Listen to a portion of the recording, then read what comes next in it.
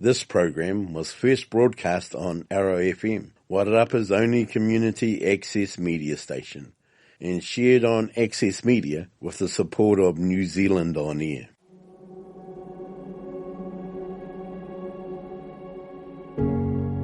Hey legend, welcome to World Domination. I'm your host, Monica Ferguson, New Zealand girl, mindset coach, here to help you thrive, to help you heal, to help you overcome all those old feelings of unworthiness and fear and limits and doubts, and help you to step into the greatness that you are literally created for. I bring you amazing people from all around the world to inspire and empower you. So let's get into it. Hey, beautiful people. Welcome to this week's episode where I bring you an amazing guest, TikTok Garry, who I found on TikTok. And he's also got the same name on Instagram. He is now a professional hope dealer. He owns and founded Hope Cartel.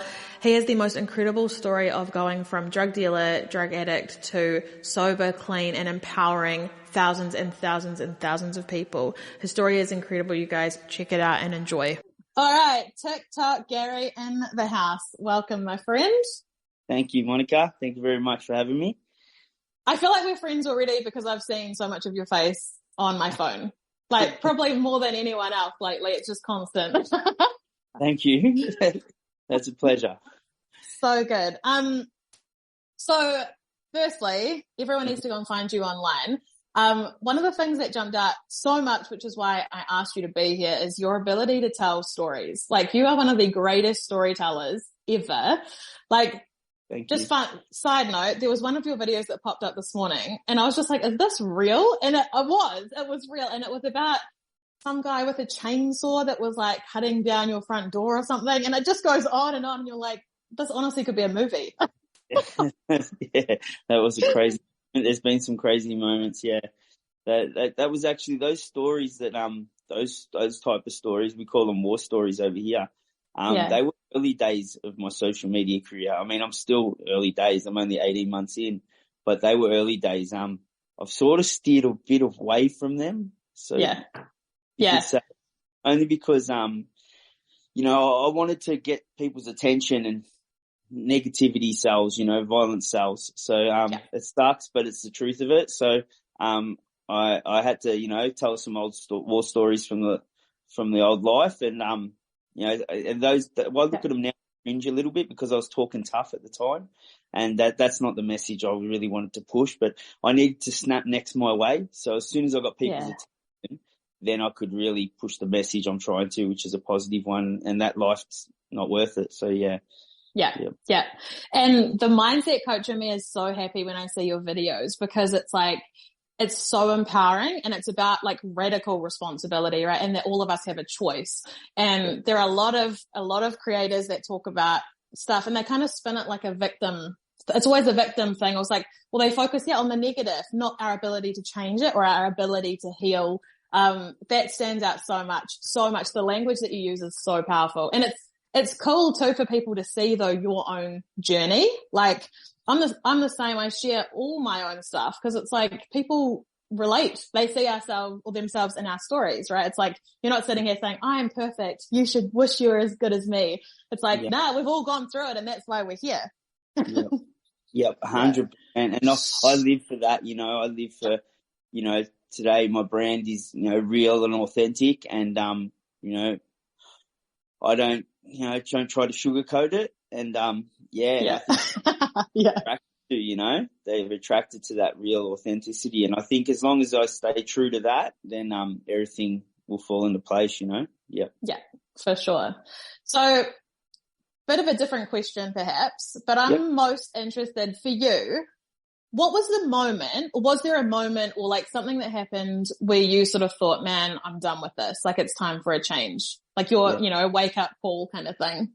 Yeah, there was a massive wake up call, but, it was such a process. The transition from leaving the old life behind and where I am today didn't happen overnight. It was a massive transition. So, if you don't know, I grew up in the streets. For whoever's listening, if they don't know, I grew up in the streets and, in gangs, and, you know, we were a product of our environment, and, you know, we learnt to survive in the streets, selling drugs. You know, I'm not going to lie about it. I'm a convicted drug dealer.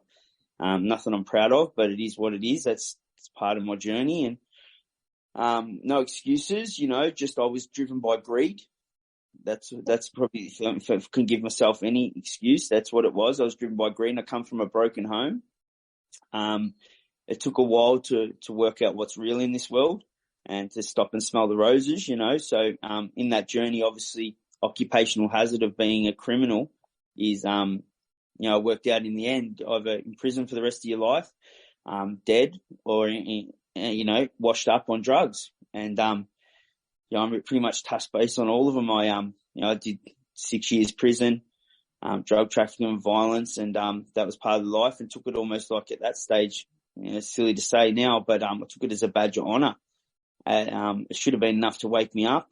You know, I've been shot at multiple times, at multiple attempts in my life, been stabbed, had my head cracked open, all the rest of it, the stuff that comes along with it. And, you know, that bravado, that mask that we have, as especially men, you know, that ego, that bravado, that sort of, you know, kept driving me to more and more damage. You know, I helped ruin a community, you know, let's not lie about it. I can say all this now. It wasn't till you know, the ironic thing is, I was looking at the rest of my life in prison. So, you know, anywhere from 20 to 25, 15, 20, 25 years, on some serious charges. I was found innocent, but, I don't whinge about being put up against the courts with something that I was innocent for, because what about all the stuff that I didn't get caught for, you know? So it was sort of, life's got a funny way of balancing itself out. And that woke me up as you know, as choosing a silly career, you know, a silly career choice, you know. Anyways, when that happened, I thought, well, I've had enough now. And so I walked away from the life of making money illegally. But obviously I had a lot of, you know, when you start to feel, you know, then the healing process starts, doesn't it? You need to feel to heal.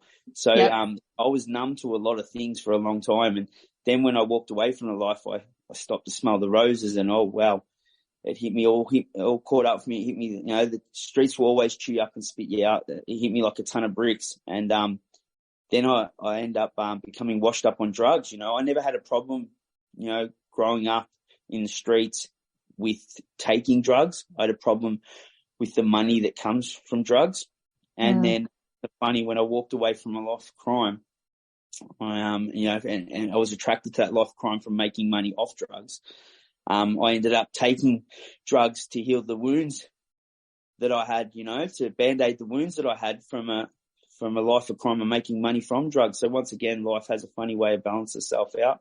Karma is so real. And I probably deserved it, you know. I probably deserved that journey, that sting. It was the hardest time of my life. You know, for about 5 years there, I was homeless because I wasn't, you know, active and making money in the streets. All I was looking for was a rock to, you know, numb the pain. And so homeless, I was washed up, I was addicted to drugs. I had, you know, certain crews from the area that were coming up, rising through the ranks. And, you know, I was an old head that had retired or tried to anyway at that stage. And, they, you know, at that stage, I'm a neighborhood trophy. So, you know, I've got people, you know, drive-bys in my house, you know, you name it. The list goes on. And, it was really, really hard time. It was a massive shot to my ego. And, it was the darkest time of my life, but also the most humbling. You know, it was, you know, they say that some of the darkest moments in our life can be some of the most beautiful. And, so those 5 years there were very, very hard. You know, I tried to take my own life, bunch of stuff, OD'd 3 times, you know, multiple attempts on my life, but, it got me where I am today. And I needed to go through all that to be where I am today. So it's crazy to think about it, but, you know, I wouldn't take anything back. And, once I got through that stage, then, you know, I could start my road to redemption, my road to recovery. And, you know, I had all the boxes ticked to be where I am today, you know? And so, yeah, it's funny. So I would say, back to your question, I would say it would be looking down the barrel in the courtroom at the rest of my life in prison to walk away from a life of crime and, to start to feel the process of healing. But in saying that, then I got washed up on drugs for 5 years, so there's a lot of defining factors in that. I had a friend that took his life during trial. Close friend of mine took his life during trial when we were running the big trials. He didn't want to, he had girl problems and stuff, and he didn't want to see the end result. Yeah, man. So there's a lot. I can go on. A lot of friends I've lost along the way, and a lot of damage. And now I sit here today and think about it, and wow, I was like, I helped ruin a community. I helped poison the community. I was part of the problem, But that's why I do what I do today, which is push a positive message and try to raise awareness that drugs, jail, and crime's not worth it. And for anybody that's listening, it's a shit life. And like I say, I'm no longer a dope dealer. I'm a hope dealer, and I'm gonna push that all the way to a rehab center. That's my plan. That's my goal, 5-year goal. I'm only 18 months in, and we're doing, Hope Cartel. That's my brand, registered business, and we're doing really, really well. We've kicked the doors in on social media, and I've learned to love and not hate, and we're doing all the right things, and now I've just got to right my wrongs. It's going to be a long journey, and just keep pushing that positive message.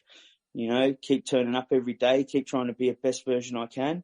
And it's hard work, and there's always going to be mistakes, and 2 steps forward next minute can go 1 step back, but that's okay. I'm prepared for the challenge. And I suppose when I get a rehab center, when I own my own rehab center, I'm giving back to the community, and I'm breaking generational trauma by getting people clean, and they're getting back out into the community, and hopefully they stay clean and get a job and a mortgage, and their kids don't have to go through the hell of being involved in the war on drugs. Let's not lie about it. It's crazy, and so many kids are robbed of their childhood because of it. And I know firsthand, I've seen it firsthand. I'm part of the problem, like I said, but now I want to be part of the solution. So that's what it is. And when I own a rehab center, I suppose then I'll see what's next. But that's the first big goal. Yeah. Okay, I'm literally writing notes because there was so much cool stuff in there. Okay, I'm going to geek out here for a sec because the mindset coach in me is so happy. Like what you just said was amazing. I'm so glad we recorded that. Because I want everyone who's listening, right? This is a community of like mindset empowerment, self-awareness, owning our shit, leading our own lives, right? No matter where we've come from, not being a victim kind of thing. And there's so much gold in what you just said that I literally wrote notes. That is what a geek I am. So the first thing is you're obviously such an inspiration, and I just like congratulations on, 18 months. That's amazing. Amazing. Yeah. Thank you. One of the things that I love that you just said, it's the way that you own stuff. Like you're not being a victim about it, but you're also not punishing yourself for the rest of your life. Because a lot of people do that, right? It's like in my work, so much of it is getting people to forgive themselves for stuff that they did when they didn't know any better, when they didn't have any options. So many people hold on to that for the rest of their life. Like I'm a failure because I did this, or, they just punish themselves. And it's actually a lot easier, right? Because you can justify being a victim. You can justify not moving out of your comfort zone. So I just love that you do that so beautifully, where you really own, like you're so self-aware on what happened and the impact that it had. But from that space, you're then able to move forward, which is incredible. Well, thank you. It has been a process. I've had to address my shame and guilt. I still hold plenty of guilt. I do. But I've had to, like you said, the key word was forgive myself, because, I stored a lot of bad energy up along the way, and I've had to unpack. Probably right now we're still unpacking that bad energy, It's a process for sure, but I've had to address my shame and guilt, and I've had to forgive myself, which was a massive part of my journey, and that's only been recently in the last 12 months. I've learned to do that and working with some really good people. I actually went through holotropic breathing. So we did a mental health workshop, and that was awesome. That helped me a lot. I've read a letter of forgiveness to myself. I've had to address my shame and guilt publicly. and then burnt that letter. You know, only I know what's on that letter, you know, and that was all part of, I understand that's all part of the process. You know, for me to be able to help people, and helping people helps me, you know, I had to definitely address my shame and guilt and then forgive myself. That's all part of it, isn't it? Yeah, for sure. It is. And it goes way beyond drugs and alcohol. It's like, I have people who sit there and they're like, I'm not a good enough mum, and I'm punishing myself because I'm not a good enough mum, or I'm not good at this, or I'm not good enough. And it's like, is that actually true? And they're like, oh, actually no. But we're taught, like, we think like this, and as society, we're taught to think like this, like no matter what we do, what we are, it's not enough. But like all my other episodes on here, I geek out hard about the subconscious mind, because that's what I'm trained in, right? So when we're looking at pain, trauma patterns, wanting to break cycles, it's all in the subconscious mind.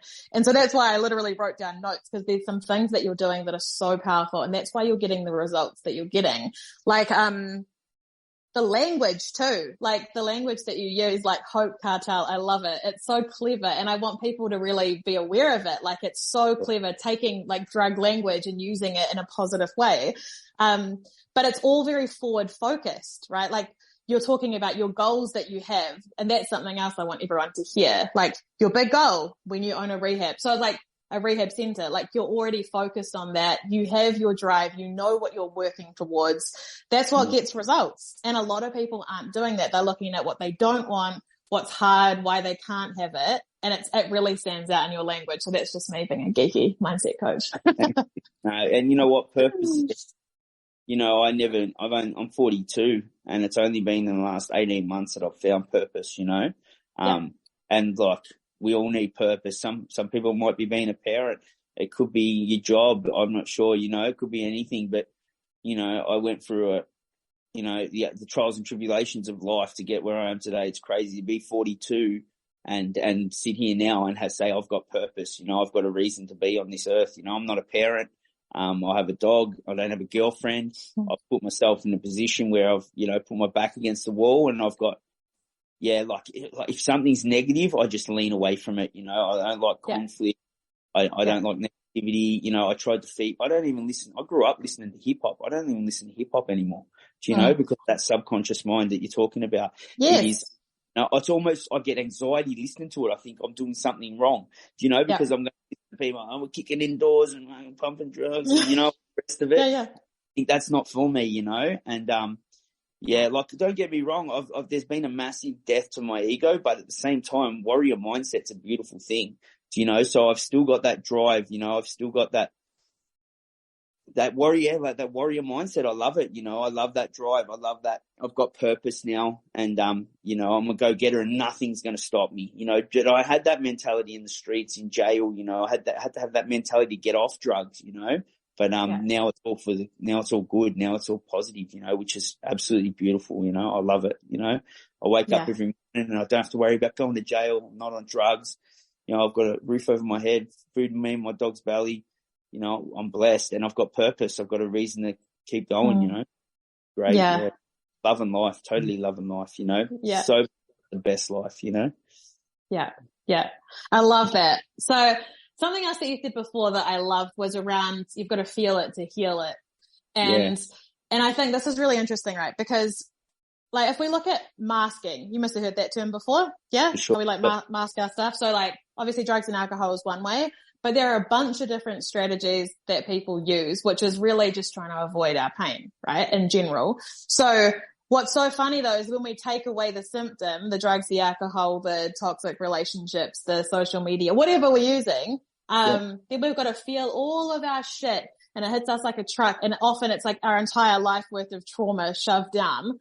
And I remember when I first started my journey as well, and I remember crying to my coach one day, and I was just like, oh my gosh, like I'm gonna die, like, you know, this is too much pain. And he was like, what did you expect was gonna happen, Monica? Like, just 33 years of repressed trauma. Like, did you think it was going to be easy? And I'll never forget it, because I did. I honestly thought, I've got this, I'm positive, you know, like love and light. And it was just like, poof, like every fear, abandonment, rejection, trauma, abuse, it all hits you at once and you feel it. And then that process is what puts a lot of people back to where they were at, because it's too much. And I feel like that's why these conversations are so important. And that's why this podcast was created, because it is a process, you know, like we can look to where you were to where you are now, but there's so much that happened behind the scenes that no one saw. The times that you would have been like on your bathroom floor thinking dying would be easier than this. And I want people to understand that, you know, like how much goes on behind the scenes, like under the surface, the pain of healing. Hey. Yeah. Oh, for sure. Yeah. It's an everyday thing. And that's what I say. People say to me all the time, they're like, Gaz, you know, your content's so inspirational, you know, you thank you so much. And I get the messages, you know, hundreds of messages a day I get on social media. I'm so many, you know, months clean because of your content. You know, I've had people reach out and, you know, I've voice messaged them, and the next week they've said, you know, when you voice messaged me, I was actually sitting with a bottle of pills and I'd had enough. I was about to leave this world and your voice message saved me. So like, that's so cool, buddy. Saying all that, this helps me, you know, all helping people helps me. It's a gift that keeps giving, you know, it's a 50-50. I'm helping people to help myself as well, you know, like helping them helps me. It's, if I wasn't making an impact, I don't know where I'd be, you know, like it's almost, it's a blessing, you know, it's such a blessing because being able to help people has taught me to love again. It's therapy. You know, it's giving me purpose, you know, it's righting my wrongs, it's resetting my karmic debt, you know, all the rest of it, you know, and at the end of the day, you know, the kids are the collateral damage in the war on drugs, and they're the innocent ones, you know, and so like, you know, to be able to help the kids that are going without feeds, you know, and, you know, not getting Christmas, not going away to holidays, you know, like you know, to hear someone's clean and they got custody of their kids back. That's what it's all about. I live for it. And I'm not even a parent, but I've almost sacrificed that along the way. You know, I didn't want to have children when I was active in the streets. You know, I wasn't going to have children because I was just going to be a liability, you know, coppers kicking in doors, all the rest of it, you know, going to jail was just, I was like, I had my eye on the prize, even though it was a negative one. And then being on drugs, well, that was a no-brainer. I wasn't going to put kids in the mix there. And now I'm on my journey of pushing hope and helping people. I think, well, you know, being a dad on top of trying to get yourself and your brand all the way to a rehab center is just a big task. So I've just like, yeah, man, it's all about the kids, you know, and, you know, that soothes my soul, you know, without sounding cheesy, you know what I mean? Yeah. I love that. And it's so fun talking to people that are ending cycles, and people don't realize that they're doing it. Like, but when you actually say to someone, you literally are ending a cycle. Like I've seen in videos that we've spoken about your dad and his problems with alcohol, right? And so it's like from a subconscious mind perspective, you were raised, that's what you observed, that's how you learned how to deal with emotions. You shove them down, you know. He obviously didn't have the tools for himself, but what's so cool is like you're creating a legacy now where it's like, man, this is not going to be my story, and I'm not going to, you know, like be a part of teaching other people that this is the way to do it. And there's so much power in it coming from someone who's real and who can tell stories the way you can. Like it is, I hope, and I'm sure you do because you get messages all the time, but it is so impactful. You know, it's not some boring flyer like in a doctor's room being like, you should get sober. It's like, this is what it looks like. And from someone that knows what it's like, you know? Yeah. Thank you. Yeah, for sure. You know, and that's what it is. And I think, you know, we call it in, you know, people I work with, we call it expert by experience, you know, and it's becoming a big thing. You know, a lot of the white collar, you know, leaders in all different areas are starting to notice that, you know, these people with, you know, that had their hands dirty, you know, they haven't just read out of a textbook are the ones maybe they should lean to, you know, and it's good, you know, they're getting, you know, being a reformed criminal or a recovering addict, you know, so these are some of the best people to work in the workplace of helping people, whether it's youth crime, whether it's, you know, addiction in rehab centers, all that, which is really good because, you know, once upon a time, they used to say people like myself did more damage than good, but now they're starting to, you know, wake up to themselves and saying, no, actually, these people know what they're talking about, you know? Yeah. Well, it builds empathy, right? How do you help someone through that if you've never struggled with it? Exactly. Like, it's ridiculous. It's not a textbook thing. Like, side note, but you know, there are key moments in like conversations that you remember. So I worked in mental health for 6 years and like with people that like the top 3% of unwell people in New Zealand. So it's really intense, like, you know, unaliving attempts constantly, like real heavy stuff. And I hadn't seen one of my friends from school for like 5 years, and I ran into her and she had just finished like a master's in psychology. And I told her what I was up to, and she goes, do you work with any schizos? And I was like, what? She goes, can't you say that? And I was like, are you serious? Like, what's wrong with you? She was like, I didn't really know. And I was like, have you actually talked to someone who has schizophrenia? And she was like, no. 5-year degree, never actually hung out with someone who has an experience of schizophrenia. And I was just like, it kind of sums it up. I did not have a psychology degree, but I had 20 clients who were thriving at the time because I treated them like a human. And it's like, it's not textbook stuff. It's like human interaction, like just insane to me. It was like that moment I was like, wow, like people that get caught up in the academia world, and like, yes, there's value in education, but the rapport and the relationship and the trust is everything. And without it, you've got nothing. Yeah. Totally agree. Yeah. It's crazy because, you know, I bring my resume to work every day, and it's 25 years plus of life experience, you know. I can hold with all types in the industry that we work in. And, you know, whether it's mental health, you know, suicide prevention, drug addiction, you know, DV, I can go on and on, you know, every abuse you can imagine. And it's all because I've experienced firsthand, you know, I've lived it. And I've seen, you know, poverty, the whole lot, you know, and I hold my own. I know what I'm talking about. It's crazy, you know, who had ever thought? And it's funny because, you know, the first bit of content I did that went viral was I've got a friend that works in you know, marketing and branding online, and I was only a couple of months into my road to recovery. I'd gone up the top of Australia up to Cairns, and he was up there. He invited me up there, and we were just training, you know, gym, kickboxing, eating together. He's doing really well in his life, and it was just a breath of fresh air. It was actually the first time I'd been able to walk down the street and not worry about who's behind me. I'd left the house without a weapon. Wow. All these, you know, it was, I could go to a restaurant and not put my back to the wall, you know, I could have my back to the door, and it was a real humbling experience. It was awesome. It was a breath of fresh air. But anyway, so I was, had to get some work, obviously, you know, stepped into the real world, and you know, I'd never worked in my life, not legally anyway. And, so I was handing my resume to the local bottle shop, and I rang him and said, I'll come see you after I hand in this resume, and we'll have a coffee. And he goes, you're handing in a resume? I said, yeah. He goes, are you documenting this? I said, nah, should I? Because I didn't know nothing about social media. I was off the, and he goes, yeah, for sure. So I did. And that video went viral. That content went viral. I was handing my resume to, the bottle shop, and, you know, from the life I've lived, from being a drug dealer to a drug addict to then trying to, you know, be a good person, a fruitful member of society, I was going to, you know, step into a bottle and then, you know, sell people poison. And, you know, I was linking up with the government, you know what I mean? Like, that's crazy to think of now, but, I was just looking for a job. Obviously life had more to offer for me than that. And, that resume that I was handing into the bottle shop was, little did I know, that video was actually my resume for, you know, social media. So yeah, it's ironic as, in that, you know, so, but that's what happened. And then I got a bit of traction. So I, you know, started telling more and more, you know, of the old life. So I hold a bit of traction. And then from there, I just thought, right now we've got it. I've got hold of them. I've got hold of these people looking my way, and let's push a positive message. And 18 months later, you know, created multiple sources of income.